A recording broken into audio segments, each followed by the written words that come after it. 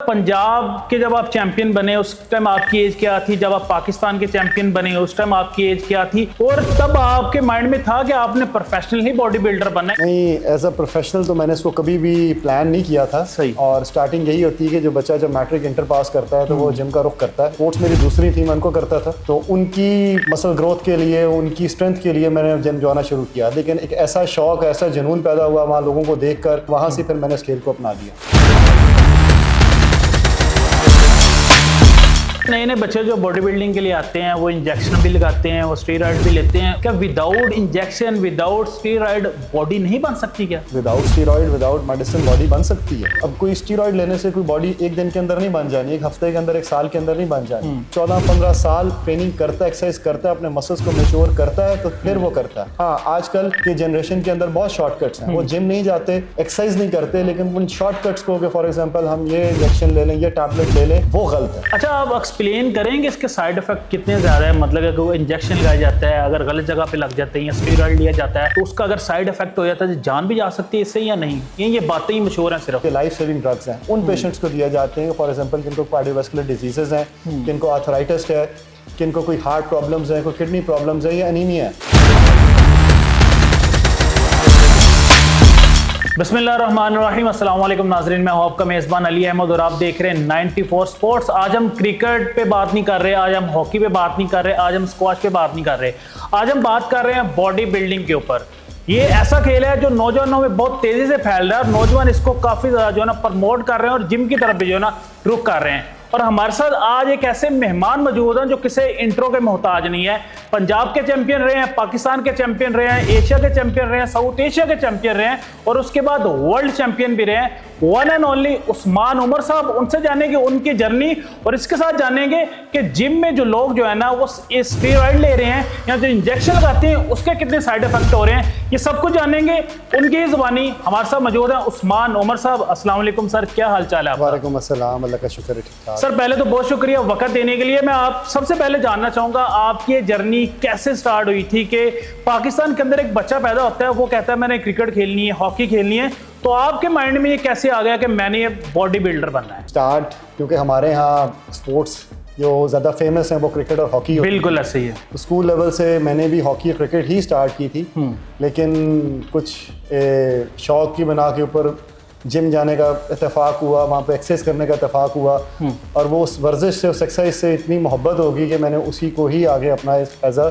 Professional career उसको बना लिया। अच्छा उस्मान साहब, जानना चाहूँगा पंजाब के जब आप चैंपियन बने उस टाइम आपकी एज क्या थी, जब आप पाकिस्तान के चैंपियन बने उस टाइम आपकी एज क्या थी, और तब आपके माइंड में था कि आपने प्रोफेशनल ही बॉडी बिल्डर बनना है, या किस एज में आके या कब आपको फील हुआ कि आपने अब जाना प्रोफेशनल लाइफ की तरफ जाना, प्रोफेशनल बॉडी बिल्डर बनना है? नहीं, एज अ प्रोफेशनल तो मैंने इसको कभी भी प्लान नहीं किया था। सही। और स्टार्टिंग यही होती है कि जो बच्चा जब मैट्रिक इंटर पास करता है तो वो जिम का रुख करता है, जैसे आजकल नौजवान भी करते हैं। बिल्कुल इसी तरह मैंने भी किया था अपनी फिटनेस को देखने के लिए। स्पोर्ट्स मेरी दूसरी थी, मैं उनको करता था, तो उनकी मसल ग्रोथ के लिए, उनकी स्ट्रेंथ के लिए मैंने जिम जो आना शुरू किया। लेकिन एक ऐसा शौक, ऐसा जुनून पैदा हुआ वहाँ लोगों को देखकर, सीनियर बॉडी बिल्डर्स को देखकर, सीनियर एथलीट्स को देखकर, कि मैं भी अल्लाह ताला से यही दुआ करता था कि एक दिन मैं भी यही खेल को अपनाऊंगा और वहाँ से फिर मैंने इस खेल को अपना लिया।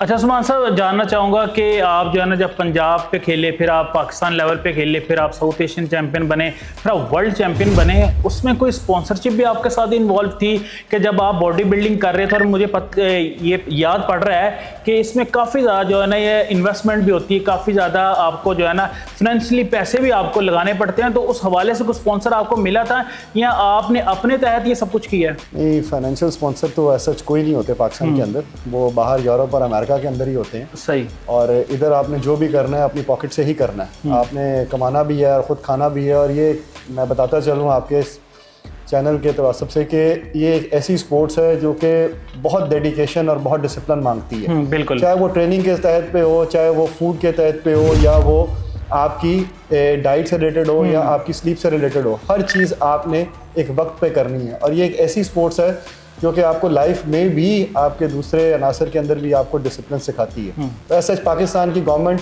या जो स्पोर्ट्स बोर्ड्स हैं वो तो ऐसा कोई स्पॉन्सर नहीं करते, लेकिन आपको अच्छा, उसकी वजह क्या है स्पॉन्सर ना करने की? आजकल तो आपको पता है कि हर मोहल्ले के अंदर 10 जिम ओपन है, बच्चे जो है ना इस तरफ काफ़ी ज़्यादा रुझान है उनका, काफ़ी ज़्यादा बॉडी बिल्डर भी बन रहे हैं, तो फिर स्पॉन्सरशिप क्यों नहीं आ रही इस खेल के अंदर? स्पॉन्सरशिप बेसिकली इसलिए नहीं आ रही क्योंकि एक एक्सपेंसिव गेम बहुत है। आपको एक हाई प्रोटीन डाइट जो कि बहुत कॉस्टली है, अगर आप एक बॉडी बिल्डर का खर्चा एक दिन का लगाएं तो वो मिनिमम स्टार्टिंग अगर मिनिमम करें तो वो 5,000 और मैक्सिमम वो 10-12 हज़ार पे भी चला जाता है। सही। तो कोई गवर्नमेंट का अदारा ऐसा खासतौर पर स्पोर्ट्स बोर्ड या कोई ऐसे कोई ऑर्गेनाइजेशंस नहीं है जो कि इस गेम को प्रमोट करती हैं। अब आपको जैसे आप देखते हैं कि जैसे क्रिकेटर्स का एक कैरियर है, वैसे बॉडी बिल्डर्स का कोई कैरियर पाकिस्तान के अंदर ऐसा नहीं है जहाँ से उनको स्पॉन्सरशिप मिले।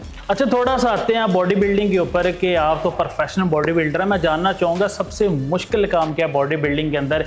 कि अगर आपने अपने मसल बनाने हैं वो मुश्किल है, या अगर आपने पेट कम करना है वो ज़्यादा मुश्किल है? क्या सबसे ज़्यादा मुश्किल है बॉडी बिल्डिंग के अंदर? थोड़ा सा आपका सवाल रेक्टिफाई करता हूँ। बॉडी बिल्डिंग ऐसा गेम ही बहुत मुश्किल है, और पूरी गेम ही मुश्किल है। पूरी गेम ही मुश्किल है। मैं गेम में जाना चाहता हूँ कि स्पेसिफिक क्या चीज़ है सबसे मुश्किल? हर किसी के बस की बात नहीं है, ठीक है। एक्सरसाइज करना, जिम ट्रेनिंग करना हर कोई कर लेता है, एवरीबॉडी डू इट। लेकिन एक प्रोफेशनल बॉडी बिल्डिंग करने के लिए आपको सबसे पहले डिसिप्लिन अपनी लाइफ में लाना होता है। ट्रेनिंग के अंदर डिसिप्लिन लाना है, किस टाइम पर ट्रेनिंग करनी है।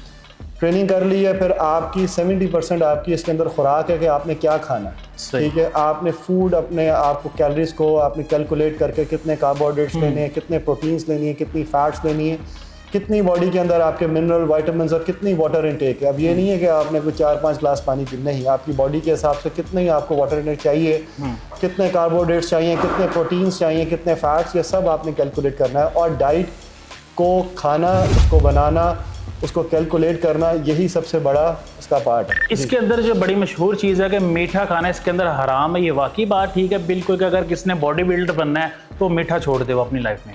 जी, मीठा खाएं जब आप ऑफ सीजन के अंदर हैं, ठीक है, सही एक क्वांटिटी के अंदर खाएं। लेकिन जब आप कंपटीशन के लिए जा रहे हैं, ठीक है, आपकी एक स्ट्रिक्ट डाइट फॉलो होती है। आप उस डाइट से अपने आप को अनफॉलो नहीं कर सकते, उस पैटर्न से आप हट नहीं सकते। तो तब ही आप अपना एक गोल, जैसे आपने कहा 6 पैक्स अचीव करने हैं, तो वो अचीव हार्ड ट्रेनिंग से भी है, जिनमें 1 घंटा 1.5 घंटा ट्रेनिंग करना, कार्डियोवास्कुलर एक्सरसाइजेस करना, और फिर आपने दिन के अंदर अपने जो 6-7 मील्स लेने हैं उनको भी आपने टाइम से लेना, तो तब ही आप अपनी एक अच्छी फिजिक को जनरेट कर सकते हैं।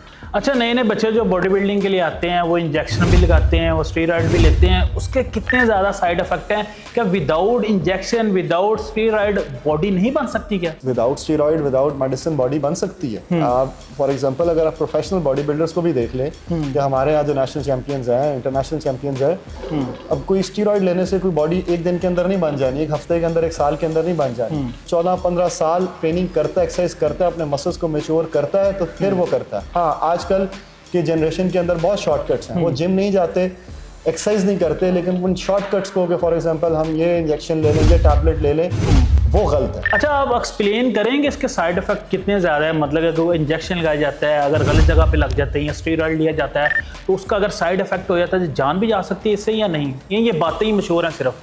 नहीं, बेसिकली अगर देखा जाए तो स्टीरॉयड बेसिकली इंसानी जान को बनाने के लिए ही बनेंगे। इनको बेसिकली अगर फार्मास्यूटिकल लैंग्वेज में कहा जाए तो ये लाइफ सेविंग ड्रग्स हैं। उन पेशेंट्स को दिया जाते हैं, फॉर एग्जांपल जिनको कार्डियोवास्कुलर डिजीजेज हैं, जिनको आर्थराइटिस है, किनको कोई हार्ट प्रॉब्लम्स हैं, कोई किडनी प्रॉब्लम्स है, या एनीमिया है। हाँ, अगर आप उसका मिस यूज़ करते हैं, एक नॉर्मल पर्सन करता है मसल्स ग्रोथ के लिए, तो ऑब्वियसली वो फिर उसके साथ उसके साइड इफेक्ट्स भी कैरी करता है। लेकिन हमारे यहाँ कोचेस को, एथलीट्स को इस चीज़ की अवेयरनेस नहीं है कि कितनी डोजेज करनी है, क्या सप्लीमेंटेशन करनी है। बड़ी इंपॉर्टेंट बात की है कि यहाँ पे ट्रेनर्स को अवेयरनेस नहीं है, तो उन ट्रेनर्स को अवेयरनेस किस तरह आएगी? क्या इस तरह की वर्कशॉप हो रही है, या इस तरह की वो अकेडमीज बनी है पाकिस्तान के अंदर या पंजाब के अंदर जहाँ पे उनको अवेयरनेस मिले, या सिर्फ यूट्यूब पे देखा, लोगों को देखा और उसको जो है ना इम्प्लीमेंट कर लिया? नहीं, यूट्यूब पे देखा, नेट पे देखे, ना तो आप ट्रेनर बन सकते हैं, ना आप ट्रेनिंग सीख सकते हैं, ना आप ट्रेनिंग कर सकते हैं। आजकल के बच्चे यूट्यूब से ट्रेनिंग देखते हैं, उसको कॉपी करते हैं, और वो कभी भी अच्छी फिजिक या वो चीज़ नहीं बना सकते।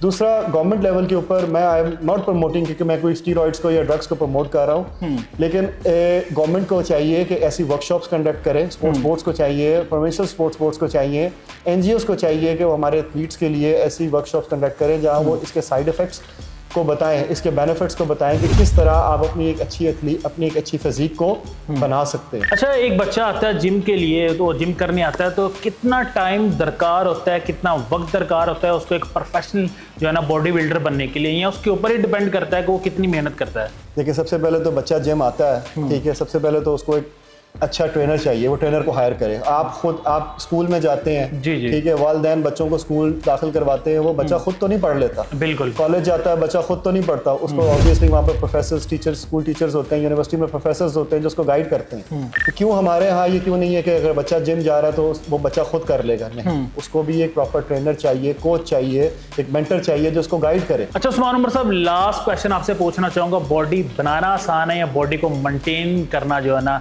वो मुश्किल है? देखिए जी, दोनों चीज़ों के अंदर ही हार्ड वर्क चाहिए। पहले तो आपकी 3 तरह की बॉडी कॉम्पोजिशंस हैं, आपको पता होना चाहिए कि आप एक्टोमॉर्फो, मेसोमॉर्फो, एंडोमॉर्फो। अब आपने बॉडी को ट्रांसफॉर्मेशन करना है, आपने बॉडी बना तो ली है, ठीक है, हार्ड वर्क किया, वो भी विद इन डेज वीक्स नहीं बनती, बिल्कुल, ईयर्स लगते हैं, डिसिप्लिन चाहिए। फिर उसको मेंटेन करने के लिए भी आपको यू शुड नो कि आपको कैसी एक्सरसाइज करनी है, कितनी आपको डाइट लेनी है, और ये एक through out the years phase होता है। अगर आप अपनी बॉडी को मेंटेन करना है, कंपटीशन लड़ने के लिए, प्रोफेशनल के लिए अलग एक चीज़ है। आम इंसान, मेरी एडवाइस आपके चैनल से ये ले कि जिम जाए, एक्सरसाइज करे, हेल्दी खुराक खाए, ठीक है, और अपनी ज़िंदगी को जिए, ठीक है। हाँ, उसमें अगर पोटेंशियल है किसी यंगस्टर के अंदर, फिर वो इसको एज अ प्रोफेशन या इसको एज अ कैरियर उसको बना सकते। बहुत शुक्रिया उस्मान उमर साहब, हमारे साथ मौजूद है world champion, Asian champion, Punjab के चैंपियन और पाकिस्तान के चैंपियन उस्मान उमर साहब, और उनके आपने बातें सुनी, उनकी आपने जर्नी भी सुनी, उन्होंने किस तरह जो है ना अपनी जर्नी को स्टार्ट किया और किस तरह वो वर्ल्ड चैंपियन बने।